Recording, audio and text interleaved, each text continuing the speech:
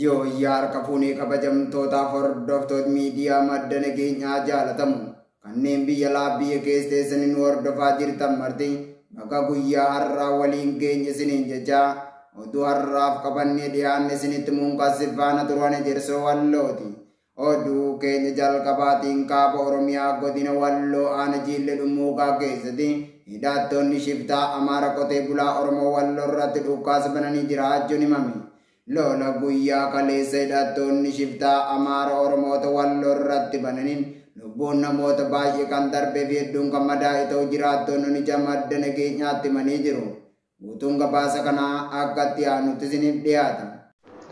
Kaaba Oromiyaa godina Walloo aana Jiillee Dhummuuqaa keessatti fiinxaaleeyyiin Amaara Oromoota Walloo irratti lola bananii jiraattonni madda nageenyaatti himanii gareen shororkeessitoota faannoo Amaara jedhamuun yaamamtu kan ilmaan Oromoo Walloo waggaa waggaan adamsite ajjeesu amaleeffatte har'as Oromoota Walloo irratti duula qindaafantee jirti. Humnoonni shiftaa Amaara kan maqaa nageenya eegsisu jedhuun godina Walloo keessatti qubsiifamtee jirtu.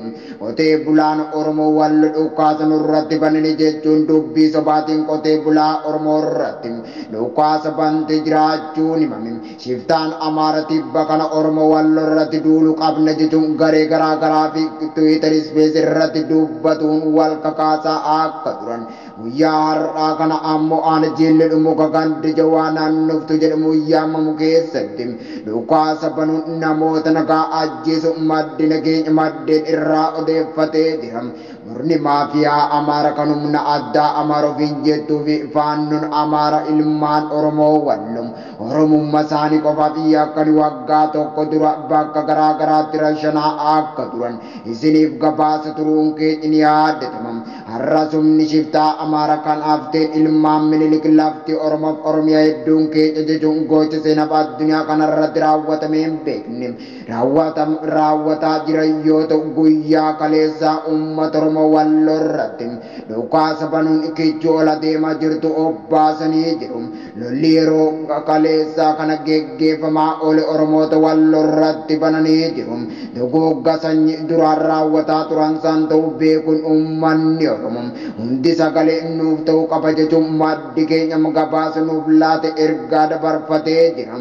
Odeeffannoo dabalataan godina Walloo aana Jiillee Dhummuuqaa keessatti guyyaa kaleessa gara galgalaa irratti hidhattoonni mootummaa qotee bulaa Oromoo irratti badii tokko malee dhukaasatti banuun namoota baay'ee galaafatuun kan madeessaa jiran yoo ta'u jiraattonni ijaan argan madda nageenyaatti himanii hidhattoonni mootummaa Liyyuu Haayilii naannoo Amaara yoo ta'an maqaa nageenya eegsisuu jedhuutiin baatiskaan magaala Jawwaa yookaan naannoftuu dabalate kaampii fi iddoolee garaa garaa mandheeffatuun kan qubatan yoo ta'u Oromoo ta'uu isaanii qofaaf hawaasa magaalichaa irratti dhukaasa banuun lammiilee nagaa hedduu galaafatanii hedduu immoo madeessanii kan qe'ee isaanii irraa buqqisan jedhe maddi keenya gabaasa nuuf laate.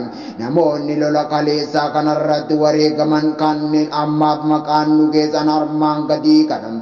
Tokko Arbiyyee Alii Muusee jedhamam, lama Aliyyi Mahammad Umar, sadii Alii Xinnoo jedhamam, afur Muusa Gurraacha, shan Adama Liyyuu, ja'a Abduu torba Saaliyatiin Weedashoo jedhamti. Namoota jedhaman yoo ta'u akka odeeffannee jirrutti lubbuun namoota wareegamanii kanaa olis dabaluu danda'a jedhu.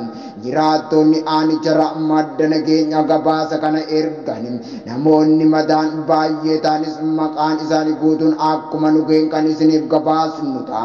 Sababa lola kaleessaa ta'e kanaanis hidhattoonni mootummaatiin namoonni baay'een qabamanii as buuteen isaanii warri dhabames akka jiru jiraattonni dubbataa jiru.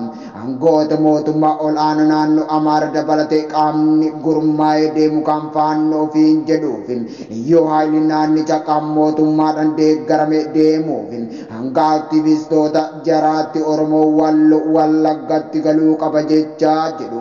Kana irra deddeebiin kan dubbataa jiranii fi abjuu kana milkeeffachuuf bara baraan Oromoo Walloo irratti lola banaa akka jiran miidiyaalee gurguddoon biyya keenyaa fi biyya alaa irra deddeebiin gabaasa kan ture ta'uun ni yaadatama. gareeleen Amaara adda addaarrattis diinni keenya guddaan kan jiru kamiseedha. Xiyyeeffannoon keenya kamisee irratti ta'uu qaba kan jedhu irra deddeebiin dubbataa turani. Ammas humni mootummaa naannoo Amaara Liyyuu Haayilii Bocholootuma godinichaatiif ajaja olirraa dhufeen godinicha keessa buqqaafamaa kan jiran yoo ta'u, haalli nageenya uummata kanaa silaa caala daran yaaddoo keessa galu jiraattonni tokko tokko bilbilaan haasofsiifne dhimma kana gadi fageenya nuuf ibsanii jiru. Lolli hidhattoota Soomaaliyaatii fi uummata Oromoo gidduutti deemu akkaan cimee itti fufee jiraachuu beekamee jira. Godina Harargee Bahaa Aanaa Cinaaska keessatti hidhattoonni shifta Soomaaliyaa uummata Oromoo irratti lola bananiin miidhaa cimaa kan qaqqabsiisan ta'uun himamaa jira. Lolli hidhattoota Soomaaliyaatii fi uummata Oromoo gidduutti deemu akkaan hammaatee itti fufee jiraachuun himame. Godina Harargee Bahaa Aanaa Cinaaska keessatti lolli humnoota mootummaa Soomaaliyaatiin uummata Oromoo irratti baname akkaan hammaatee jiraachuu dhalattoonni dubbataa jiru. Humni shiftaa Soomaaliyaa duula babal'ifannaa lafa uummata Oromoo Aanaa Cinaaska irratti geggeessaa jiru miidhaa cimaa qaqqabsiisee akka jiru isiniif gabaasa turuun keenya ni yaadatama. Haaluma kanaan sababa lola jabaa Liyyuu Haayilii naannoo Soomaaliyaa uummata Oromoo irratti bante kanaan lubbuun namoota hedduu kan darbee fi madaa'e ta'uun himamaa jira. Ergaa lolli kunis eegalee kaasee uummanni nagaa fi tasgabbiin jiraatuun isaan rakkisee jira. Uummanni Oromoo Aanaa Cinaaska lola irratti baname kanaan qaamni dhimmi ilaallatu nurraa haa dhaabsisu jechuun kan iyyataa turan yoo ta'u, nama isaan dhaga'uu dhabanii dhumaa jiru. Humnoonni mootummaa Soomaaliyaatiin durfamu Oromoota Harargee irratti sababa babal'ifannaa lafa kanaan lola jabaa kan geggeessaa jiru yoo ta'u, lubbuu lammiilee nagaa miidhaa cimaa irraan gahaa jiraachuun beekame. Waraanni Eertiraa naannoo Tigraay keessaa akka hin bahin mootummoota addunyaa dabalatee miidiyaalee hedduun dubbataa jiru. Waraanni mootummaa Isaayyaas Afwerqiin hoogganamu naannoo Tigraay keessaa akka gadi hin lakkisin kan himamaa jiru yoo ta'u, sababa kanaan rakkooleen hedduun hawaasa naannichaa kan danqaa jiru ta'uun dubbatamaa jira. Bal'ina isaa dabalataan akka itti aanutti isiniif dhiyaata. Waraanni mootummaa Eertiraa Isaayyaas Afwerqiin hoogganamu naannoo Tigraay gadi lakkisanii akka hin bahin mootummoonni addunyaa dubbataa jiru. Lolli kaaba Itoophiyaatti waggaa lamaaf geggeeffamaa ture marii karaa nagaa jedhamuun geggeeffame furmaata argate jedhame gabaafamaa jira. Mootummaan Impaayera Itoophiyaa Abiyyi Ahmad loltoota isaas ta'e loltoonni biroo hundi naannoo Tigraay gadi lakkisanii akka ba'an ni taasifama jechuun miidiyaalee gurguddaa dabalate mootummoota biraattis dubbatamaa ture. Araara mootummaa federaalaa fi mootummaa Tigraay gidduutti geggeeffame nageenyi waaraan argamuun uummanni naannichaa hundi wanta isaan barbaachisu mara akka argatan godhamaa ture.